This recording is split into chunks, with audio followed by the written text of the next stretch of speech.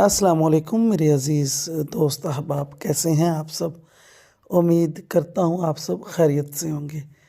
अज़ीज़ दोस्त अहबाब, आप दोस्तों के बहुत सारे मुझे टेक्स्ट मैसेजेस मिले टेलीग्राम के थ्रू, व्हाट्सएप के थ्रू और फेसबुक पेज के ऊपर।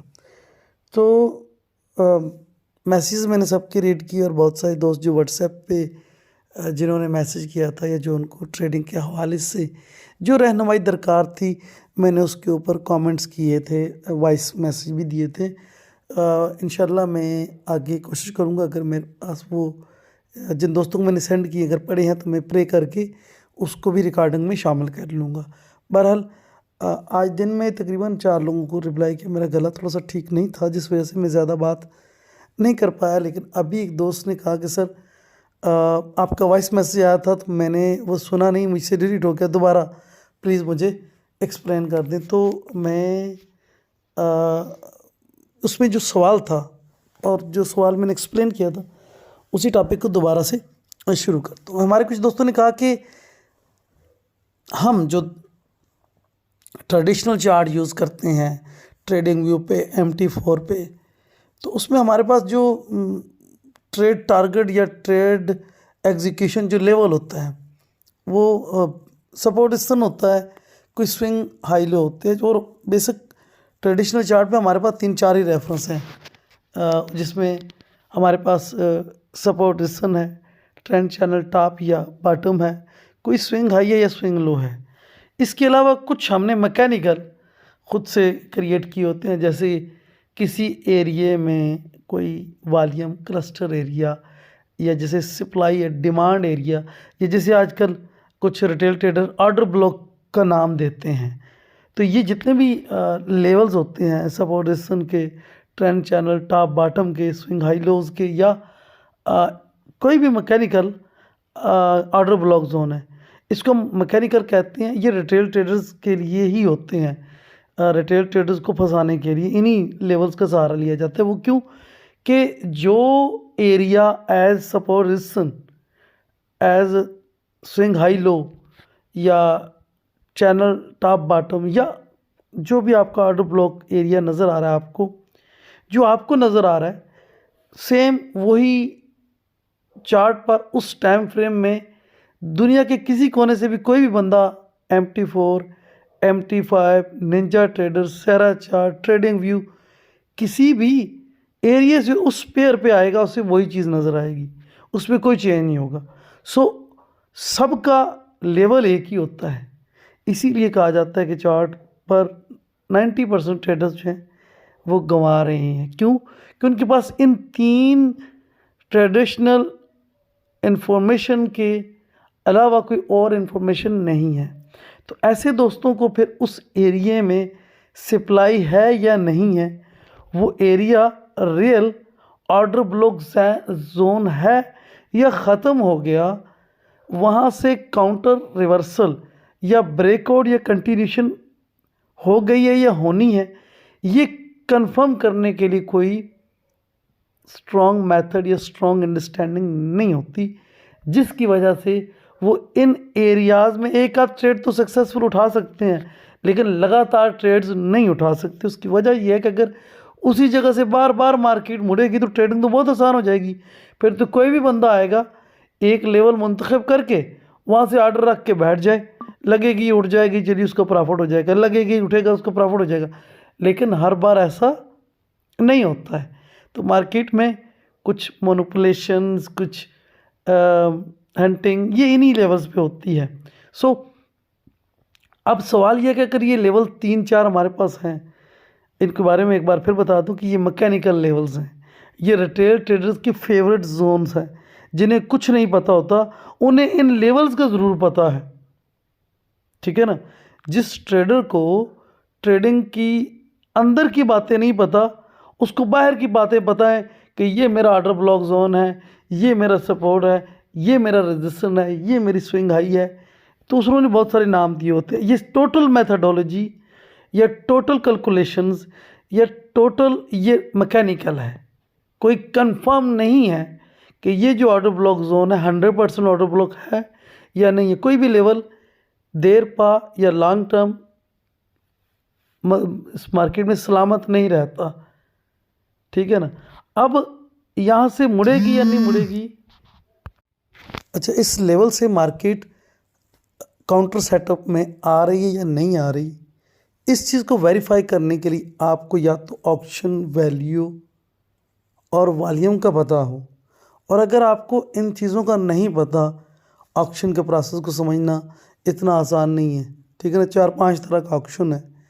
वैल्यू को भी लोग थोड़ा सा टाइम ले लेते हैं समझने में, और वैल्यू प्लस वॉल्यूम को तो जोड़ने में तो लोगों की उम्रें गुजर जाती हैं। लेकिन इसका एक आसान सिंपल जो तरीकाकार है या सिंपल समझने का है, वो है time base volume. Time base यानी अगर आप किसी चार्ट को 5 मिनट के टाइम फ्रेम में या 15 मिनट के या 30 मिनट के या 1 घंटे के टाइम फ्रेम में देख रहे हो, तो उसमें आप जो है उसको बड़ी आसानी के साथ समझ सकते हो कि ये जो 5 मिनट की एक कैंडल बनी है, इस में नया ट्रेडर आया या पुराना ट्रेडर था, नए ट्रेडर ने इसको मूव दिया या पुराना ट्रेडर निकलने की वजह से मूव आई है, तो वो हमें पता चलता है वॉल्यूम में। तो उसकी जो तशरीह थी या उसके बारे में जो मैंने बात की है, उसको मैं यहाँ से आगे ऐड करूँगा कि हमें वहाँ कि 2 कैंडल्स होती हैं लो वॉल्यूम की, 2 नहीं बल्कि 4 होती हैं। अगर अप ट्रेंड में हम देख रहे हैं तो उसका नाम होगा नो सप्लाई या फिर नो सप्लाई टेस्ट, ठीक है। मार्केट में अगर सप्लाई नहीं है और या नो सप्लाई टेस्ट है, वही क्यों होता है कि सप्लाई हमेशा मार्केट को डाउन करती है, और अगर जब सप्लाई आना ख़त्म हो जाए तो उसका ये साइन होता है। अब सप्लाई आ रही है तो वॉल्यूम आ रहा है, और सप्लाई रुक गई है तो वॉल्यूम नहीं आ रहा। तो मैंने आपको ऊपर लिखा, अगर इस पर वो जो आपकी कैंडल थी वॉल्यूम बैक की 2 कैंडल से कम आया है तो ये नो सप्लाई है, और अगर नो सप्लाई है या नो सप्लाई टेस्ट है, अब ये 2 चीज़ें अलग हैं। नो सप्लाई एक नैरो कैंडल होती है, और जो नो सप्लाई टेस्ट होता है वो same like hammer pin bar होता है। ये चीज़ बहुत अंदर की है, इवन आपको पेड $500 लेने वाले टीचर भी क्लियर नहीं करवाएगा, क्योंकि ये वो भी क्लियर नहीं करवाएंगे। लेकिन मेरा काम है, आपने रहनुमाई चाहिए तो मैं आपको बता रहा हूँ कि जो नो सप्लाई है, सप्लाई हमेशा जब तक सप्लाई आ रही है मार्केट कंटिन्यू रहेगी, जैसे सप्लाई ख़त्म हो जाएगी मार्केट कंटिन्यू होना बंद हो जाता है, मज़ीद आगे नहीं जाता। तो ऐसी सूरत में कैंडल्स नैरो होना शुरू हो जाती हैं, छोटी होना शुरू हो जाती हैं, कंप्रेस होना शुरू हो जाती हैं, वॉल्यूम कम होता है। एक चीज़ का उल्ट देखो, वॉल्यूम आ रहा है, कैंडल्स कंप्रेस हो रही हैं, ये भी स्टॉपिंग वॉल्यूम कहलाता है। क्यों कहलाता है कि जो सप्लाई थी उसके मुकाबले में डिमांड भी हिट हो रही है। अब डिमांड हिट हो रही है तो क्या हो रहा है, कैंडल बड़ी नहीं बन रही, क्योंकि कैंडल मूव करेगी तो हम कहेंगे कि सप्लाई आ रही है, काम हो रहा है, ठीक है। अच्छा ये चीज़ थी। अब क्या है कि नो सप्लाई हमेशा स्विंग लो पे आएगी, सपोर्ट पे आएगी, ट्रेंड चैनल के बॉटम पे आएगी, ये 3 इसकी लोकेशंस हैं। इसके अलावा नो सप्लाई नहीं है। मार्केट प्रोफाइल में हम बहुत सारी जगहों पे देखते हैं नो सप्लाई को, पीओसी की। अभी नो सप्लाई के साइन के ऊपर बात कर रहा हूँ। दूसरा मेरे अजीज़, इसका उल्ट जो साइन है वो होता है नो डिमांड। अब ये भी 2 साइन है, एक नो डिमांड है, एक नो डिमांड अपथरस है। तो वहाँ एक नो सप्लाई है, एक नो सप्लाई टेस्ट है। तो जो नो सप्लाई है वो कैंडल की सूरत में है, उसके ऊपर नीचे शेडो बहुत कम होता है, और जिसके ऊपर शेडो बड़ा बन जाए उसको हम टेस्ट कहते हैं। अच्छा, यहाँ पर जो है नो डिमांड, वो एक नैरो कैंडल है, लो वॉल्यूम के साथ है, शेडो छोटा सा 1-2 टिक का है तो ठीक है, ज़्यादा नहीं होगा। और अगर ज़्यादा शेडो है और बॉडी छोटी है तो फिर उसे हम कहते हैं नो डिमांड अपथ्रस, क्योंकि उसका शेडो बड़ा है तो अपथ्रस हो गया। वो नो डिमांड अपथ्रस होता है, यानी नो डिमांड भी है और अपथ्रस भी है। तो ये जो इनकी लोकेशंस, अब नो डिमांड और अपथ्रस की लोकेशन क्या है, resistance, swing high, trend channel top, ये इसकी 3 लोकेशन है। ट्रेडिशनल चार्ट पे यही इन्फॉर्मेशन है, इससे ज़्यादा नहीं है। लेकिन मार्केट प्रोफाइल में इसकी ज़्यादा इन्फॉर्मेशन है। उसकी उधर तो हमारे पास इतने रेफरेंस हैं कि हम गिन नहीं सकते। और फिर मज़े की बात, यहाँ नो सप्लाई आनी थी, लेट आ रही है या एडवांस आ रही है, जल्दी आ रही है, ये आपको भी ऐसे भी नहीं बताएगा।